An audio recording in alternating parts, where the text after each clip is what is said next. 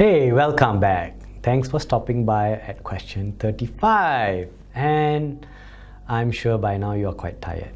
Well, I'm not, because we are sharing the load with Bern, right? So I'm not too tired. But if you are, you can always stop and come back in a while. Go have a break and we'll discuss question 35 and 40 together. If you're ready, we still can start right now. 35, we just need to put a tick in the correct boxes. Well, these are the answers. I don't really need to tell you too much because a primary 3 kid can also do this. So you just need to find out whether it's a push or a pull. Okay, all of them involve a push and a pull. So you can tick them in this way. So there's no pulling in this last box. The rest of them have. Okay? Easy one. Now, we have someone trying to create a material or a suitable material for a bowling alley. How many of you have gone for bowling? And you already know what type of flooring they use there, what type of material. It should be smooth, least friction, so the ball can just slide and hit your pins. But before that was done, well, someone was actually needed to experiment how or what material they should use. Or maybe they're going to try and improve it. They found a new material that will actually make bowling better. So you can actually go and even do it right now. So he tried with material W and X, and he says, let me see how the ball rolls on such a material and write down my observation. He's got data. From A to B, of course, his material is different, so his data will be different. But he tries it 3 times and takes the average. So we need to actually look at the average reading and find out which one is a smoother material for the ball to roll. So the average is here, right? There you go. This is the final average answer taken over the 3 readings. The one that the time taken for it to reach A to B was longer in 4.7, and B to C was shorter. So the material B to C was smoother or less friction. So that's the conclusion you got to come to. And therefore, what are the forces acting? So they're not going to there yet. What are the forces acting on the steel ball as it rolls from position A to C? Well, what takes it down is a gravitational force. What stops it from moving too fast is a frictional force. I'm sure this was just very easy, these two, right? You've seen this many times, so I can go there quickly. But the second question, so based on the results that I've written as well just now, which material will be suitable for making the bowling alley? The one that is smoother, the one that has less friction, the one where the ball goes faster, which is material X, because from B to C is material X. So we choose material X, C stands for choose, D, you tell us which data tells you to choose. So that data, right here, between here, this is the data. So you got to write about this data into the question or the answer. The average time taken for the ball, see, we're talking about the average, not the first, second or third, okay, because average is the final answer that you got to work with, because these are just the tries. So that's why the word average here is going to be key. We're going to look for that, okay, because that's the data we wanted to pick. And so it was shorter than going from A to B. Very clear. I just picked the data. This shows that the material X is smoother and there will be less friction. So this is the explanation, right? Why is it faster, or material X is faster? Because it's smoother. So there must be less friction. If there's less friction, then the ball will move faster. So the key word here is less friction. And that's why it's going to be a suitable material. Okay? Third question, using the same ball, using the same ram, suggest 2 changes to the setup to make the ball roll faster. So you got to reduce friction. So just suggest ways to reduce this friction. Well, you can apply oil, okay, and you can increase the height, which will increase the gravitational force. Why? Because we want to go back to this part. There are 2 forces acting on the ball. One is the frictional force trying to stop it. One is the gravitational force where if it becomes bigger, it will actually make it move faster. So these 2 forces are what they want you to tackle in this question. So you apply oil, you reduce that frictional force, you increase the height, you increase the gravitational force. Okay? So you're going to write here, reduce friction and increase gravitational potential energy by increasing the height where the ramp is. Back to a heat and temperature question. You've got two cups, metal cup, paper cup. You know metal cup is a better heat conductor. So obviously somebody called Peter and Sally are going to be there, and they're going to hold the cups in their hands and feel that the metal cup is colder. Oh my god, this is very fundamental. If your metal cup feels cold, you know why, right? Because metal cup is a good conductor of heat. It loses heat faster than any other material. So or it absorbs heat very fast. So it absorbs the heat from our hand. Let's say I do this and our hand feels cold. So you need to write that down. First part though is question A, temperature of the metal cup, temperature of the paper cup. Ba-ba, very, very easy. Just go for the room temperature because you're not applying any heat, you're not touching it yet. Of course, when you touch it, it's a different ball game altogether.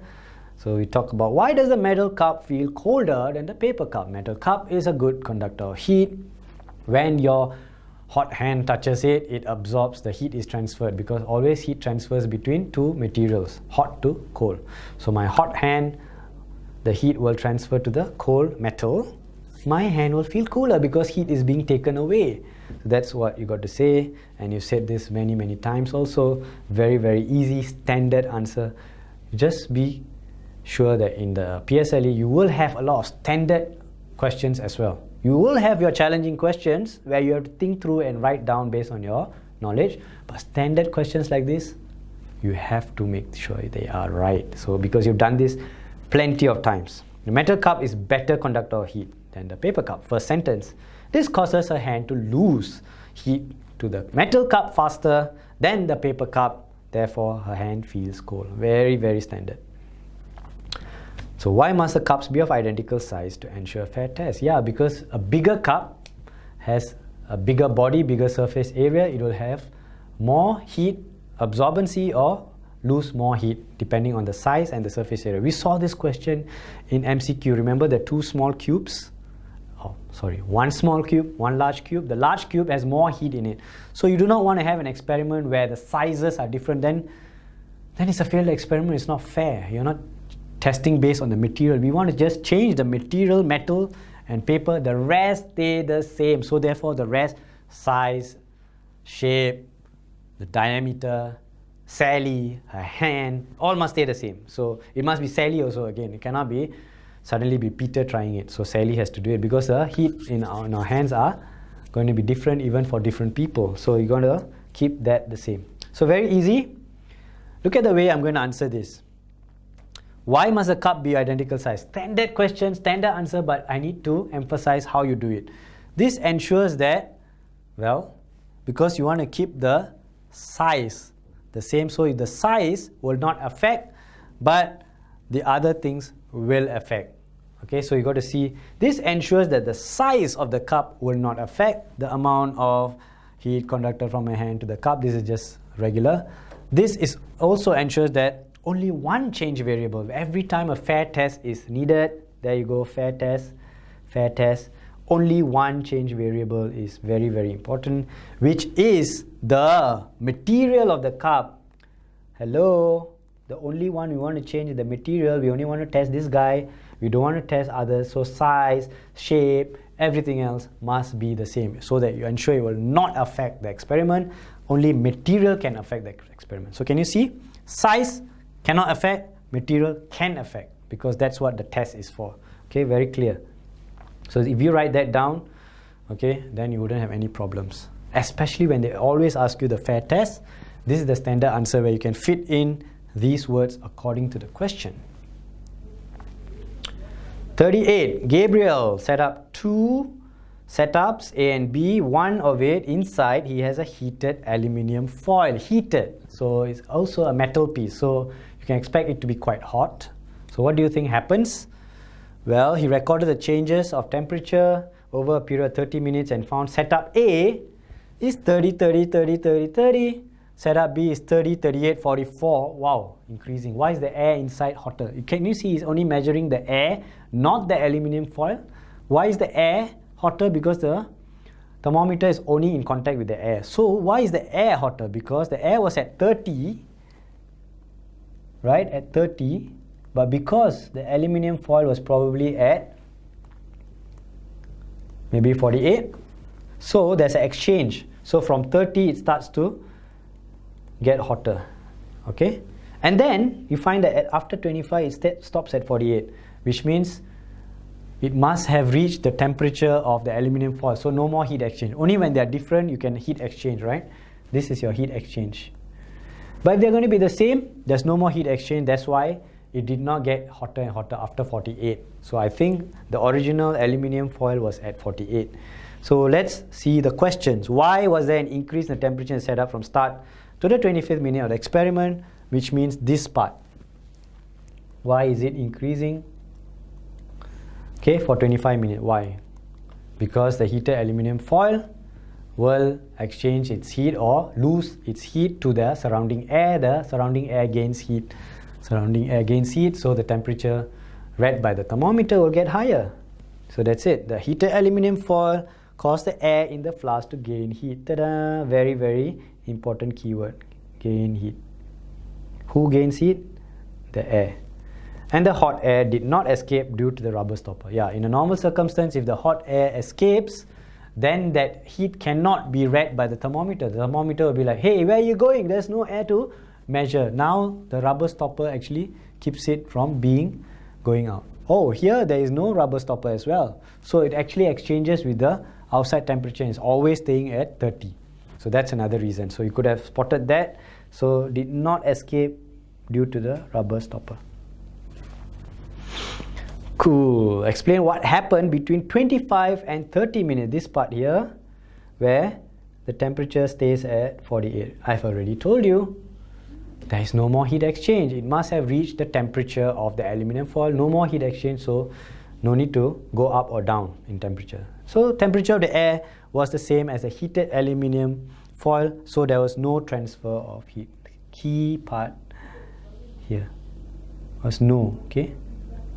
No transfer of heat because the same as the aluminium foil. Then Gabriel was advised by his mother to put a lid on a pot while cooking. This is totally off, right? This experiment tells you how heat is trapped inside here when you cover it with a rubber cover, right? What is it? Rubber lid. Here, we're talking about a completely different thing, food. So you can apply the knowledge of what happened in the experiment, what is the data, to cooking. So his mother says, hey, you can do this to cooking too. Whether you want to cover it or open it and cook, there's a difference. When you cover it, the hot air inside will remain hot. It won't escape. So the food will cook faster. So that's why you use lid. It does not allow heat exchange with the surrounding cooler temperature. So lids are very important. That's why all our cooking pans have lids. So by putting the lid on, so you need to write that, okay, application. The hot air will not escape, just like his experiment, and it will reduce heat loss to the surroundings. So cooking will be faster. So point number 1, point number 2, and point number 3. You need to mention cooking will be faster. Okay? What is this? Is this a magnet? No, even though there are boxes, it looks like magnets. No, they are actually a part of a food web. Observe the pond community, and there were 5 populations, and Roshan kept some of the organisms together in containers over a period of time, and he found that when he kept A, B, C together, hey, where did B disappear to? Ta-da, B gone. When D and E were kept together, D was gone. So D becomes food, and E is the predator or consumer. We do not know. We just write both down. So can you see how the relationship can be built? And here as well, A, C, D were kept and D remaining. So D is going to eat up A and C. Becomes food. So I think we need to write down what the food chain is going to be like. And it's going to be like this. Very, very straightforward actually, because we know from the data that A and C eat B, D eats A and C, E eats D. That's it. So we write it down. Very easy. That's why only 1 mark. Okay, very cheap mark, 1 mark, because it was quite easy. We go to a tougher part here. Okay, based on that food web. Okay, that's the easy 1 mark part, right? So now In Roshan's hometown, the period of daylight during the months from July to December is shorter than the first half of the year. That means it doesn't get much daylight in the second half of the year, July to December. The days are shorter. In winter, the days are shorter, meaning daylight is less because it becomes dark very fast. Have you been to a winter country? That's what happens, right? Your daytime is very short. So explain how this will affect the size of the population of organism A in the food web. Only A. So look at A only. If what? The daylight is shorter, how will it affect the population? Well, it seems a bit far-fetched to wonder why is this no other information on DCE, but you want to talk about daylight. Well, daylight affects the first guy in the food chain, which is the food producer, the plant. So if you have less daylight, less food made by the plant, so there are less plants. So B will reduce in the second half of the year. So A, being a consumer, will also reduce because he doesn't have more food like in the first half. So explain how this will affect A. Well, since A is the consumer organism, B is a plant, right? The population change is when the population organism B decreases, which I wrote down, the population of A will decrease also because less food, because the plants are not making enough food and growing as much as they did in the first half of the year. Okay? So therefore, the final effect is there will be less organism B for organism A to feed on. Okay? So there will be less. Now, without adding more plants, which one of the organism A, B, C, D or E should Roshan add to increase the plant population? Again, another far-fetched question making you think. What should you do? You shouldn't add more plants, but you can add a population A, B, C, D or E to increase the plant population. If you want the plant population to increase, then these two guys, A and C, shouldn't be there because they are eating them up. So to reduce A and D or A and C, you need to put more of D because they ask you what should you add? What should Roshan add here? So he should add D. Why? D will start eating A and C. So A and C will reduce and therefore B will increase. Okay? So that's how they increase the plant population. Okay? So there you go. You should put in more D because D is a predator of A and C. So when more D are added, the population of A and C will decrease. So there will be less A and C to feed on B. So B will increase. So this is the way you explain. Please write it like a story. If it's too long, it's okay. We still want you to write the story because we want to understand and find out how you came up with your answer. Okay? Final question, number 40. Animal F, we're not telling you what the name of the animal is, as always in PSLE. Lives near water, long neck, legs are structurally adapted, feeds on organisms such as shrimps and algae. Tell us how animal F's long legs and neck help it to get more food. Well, because it needs to reach down into the water and look for its food. What's its food? Shrimps and algae. So, its long legs help the animal to wade deeper. This is movement in water, okay, because it has to move in water, so its long legs help to move. So this is related to movement. That's one. And then we're talking about the neck, and its long neck helps to reach deeper. So this is to hunt for food. So you know animals, they always want to move properly, well, fast, quick, and properly, safely, and also they need food, they need to hunt. So these are the very two important criteria for animals to live and survive, and that's why these adaptations help this animal F. Okay? Which one of the following above feet belong to animal F? Explain your answer. Well, you know that it's going to be in the water, so it's going to be having feet like a duck to be able to not allow water to pass through, capture as much of water. That's why you close your fingers and your toes when you swim. You do not let water run through them. Then you will not move far. Your swimming instructor always tell you to close them because you need water to be blocked in order to push, just like an oar. Okay, so you need to have webbed feet like P, not those with a lot of holes. So I think Q and R are not there. P is the correct answer, but YP, you need to answer YP. Explain your answer. Since animal F lives near the water, that is part of the answer. It would have webbed feet. You must identify these webbed feet, just like a duck. Always try to refer from references like other animals that you know to allow it to trap more water. Please, keyword here. Okay, and move in water faster or easily. Okay, so movement is also there. That's it. Then you have explained why you chose P. Fine? Okay, done. Now you have gotten your full paper finished. You have also gotten the explanation. You know how to do it.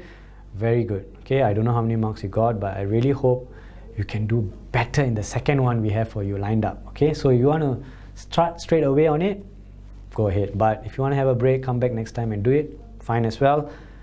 But that's not all. We are only giving you 2 questions so that we can run the clock down for you, make you work through it fast, and also explain it, and then see whether you can try the same paper again and see if you can get a higher mark. Right? So that's why I said to do better, to go the extra mile. Every paper you go the extra mile. So imagine you got 80 now, you get 82, the next paper you got 85, you got 86, and so on and so forth. You just keep improving. Never ever go downwards, always try and do upwards. And these are not the only 2 papers you have to practice. I know you've got tons of papers from your school, for your mommy, from your daddy, from me, and your assessment books and your past year papers. So many. Do you have to do them all? Not necessarily. It's all about how confident you are.